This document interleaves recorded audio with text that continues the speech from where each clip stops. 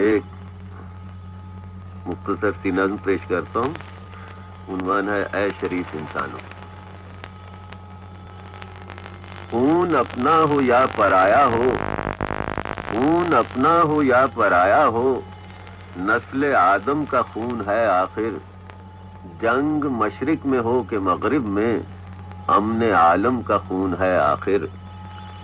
بم گھروں پر گریں کہ سرحد پر، بم گھروں پر گریں کہ سرحد پر، روح تعمیر زخم کھاتی ہے.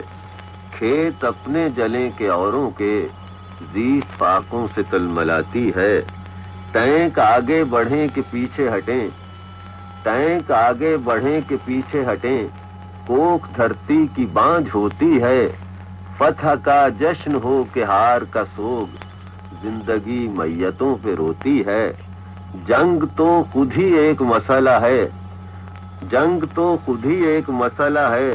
جنگ کیا مسئلوں کا حل دے گی، آگ اور خون آج بخشے گی، بھوک اور احتیاج کل دے گی. آگ اور خون آج بخشے گی، بھوک اور احتیاج کل دے گی.